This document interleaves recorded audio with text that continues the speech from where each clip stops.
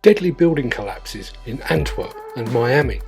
ES manufacturing slips into administration. And Dynapac joins the electric revolution. All that and more on the Weekend Wrap.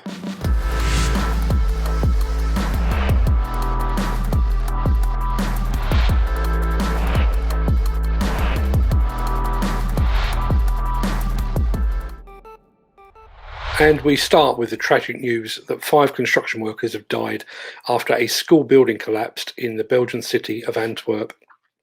Part of the building suddenly fell on Friday afternoon, pulling down the scaffolding supporting it, according to local news media. The cause of the incident is currently unknown.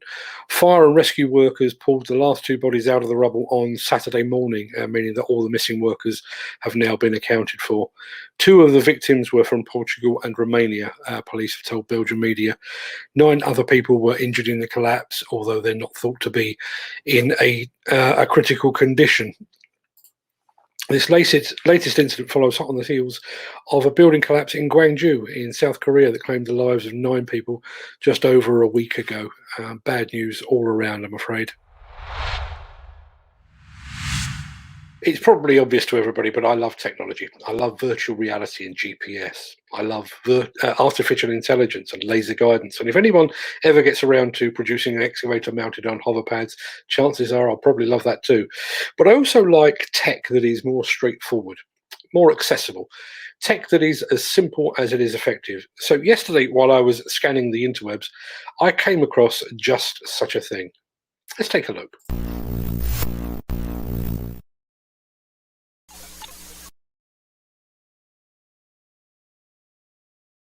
G'day guys, today we're going to have a look at the Digger Halo system.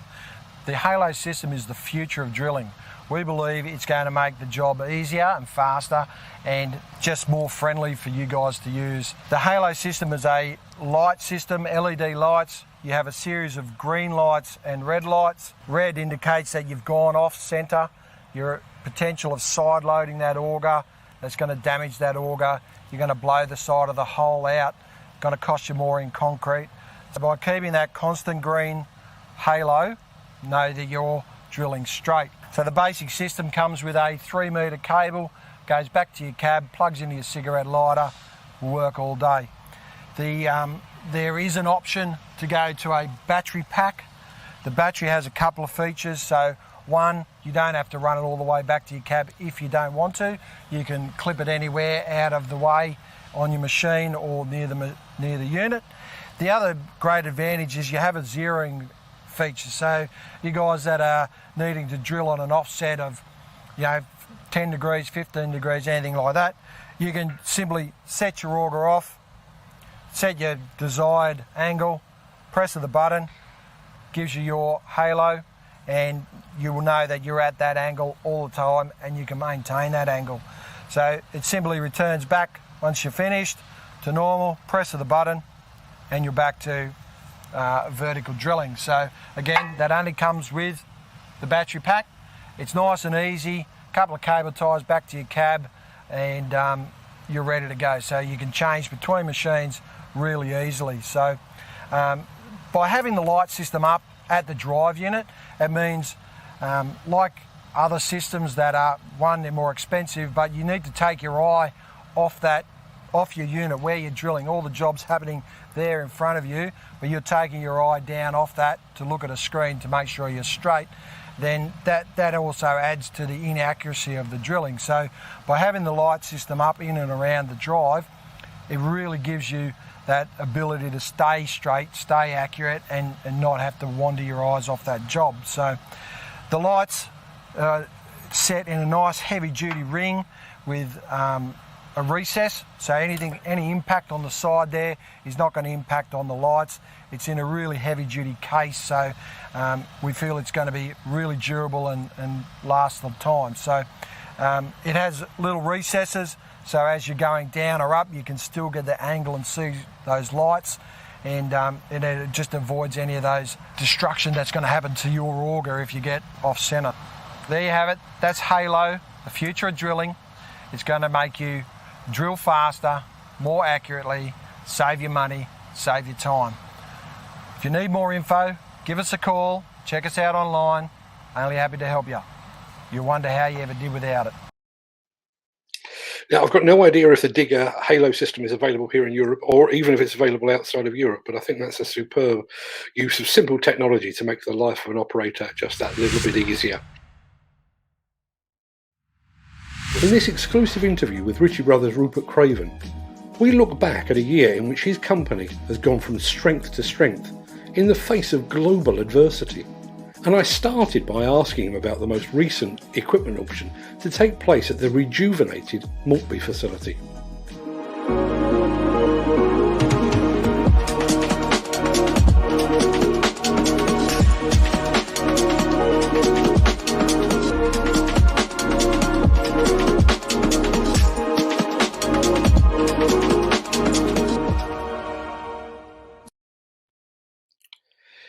I'm very proud of this film as it happens, so I really hope you enjoy it. You'll be able to see it on Facebook, LinkedIn and YouTube at 6 p.m. this evening, and then it will pop up on Instagram at 6:30 tonight.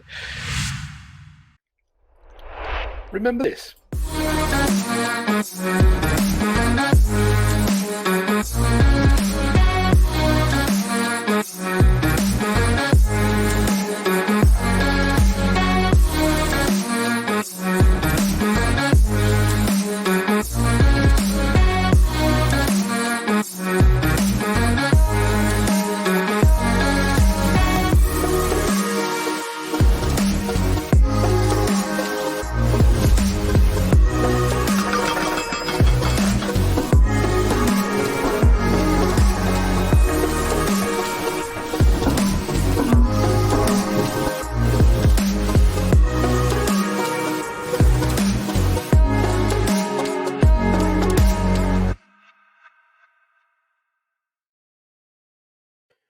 Ironic that the final shot was the machine pointing downwards. That is, or should I say was, the Akula remote-controlled demolition robot from ES Manufacturing.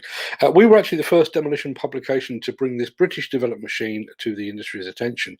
In fact, we covered it several times, both before and during the initial COVID-19 lockdown. I hadn't spoken to ES Manufacturing for some time, so I thought I'd check up on them. And sadly, according to the listing on Companies House, ES Manufacturing is now in administration. I know that Chris James, the driving force behind the development of the Akula range, had been in hospital a few times. I'm not sure if that had anything to do with the company's demise. Not entirely sure what was ailing Chris at the time. But Chris, if you are watching this, please get in touch, even if it's only to let me know that you're fit and well.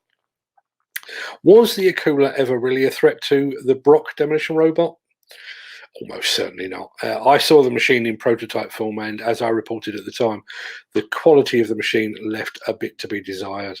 There also seemed to be a degree of reluctance to actually put the machine through its paces on a proper working site so that owners and operators could evaluate the machine for themselves, all of which is a terrible shame. It's never good to see a company fold. Well, hardly ever. And it's certainly never good to see a British manufacturer fold either. And competition is good. It's healthy. And while I don't suppose for one moment that the Brock bigwigs were losing any sleep over the Akula range, the arrival of a new competitor would surely have sharpened their focus just a little bit more. So whatever became of Chris James and ES Manufacturing, I wish them all well in the future. If you were watching yesterday, you'll know that we had just learned of the tragic and deadly collapse of an apartment building in Miami in the United States. 24 hours later, and this is what we know so far.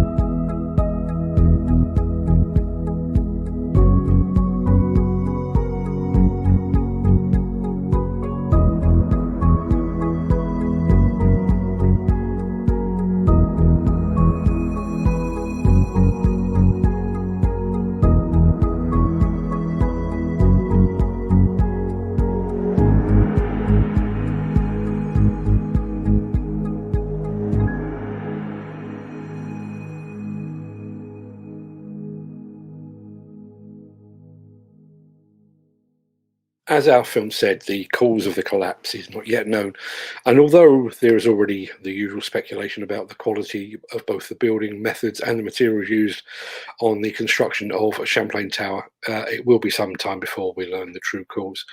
But there are two things that really strike me here, and the first is the response from the rescue crews and the fact that 24 hours or more on, they're still actively trying to dig out survivors and victims from the wreckage. Over the past few years, I've reported on electric machines of every size, shape and hue. I have covered mini excavators, skid steer loaders, telescopic handlers, site dumpers, work platforms, lift trucks, and Lord alone knows what else. So it was surely only a matter of time until some very smart people extended the electrification into the field of compaction equipment. And those smart people, as it turns out, are the team at Dynapac.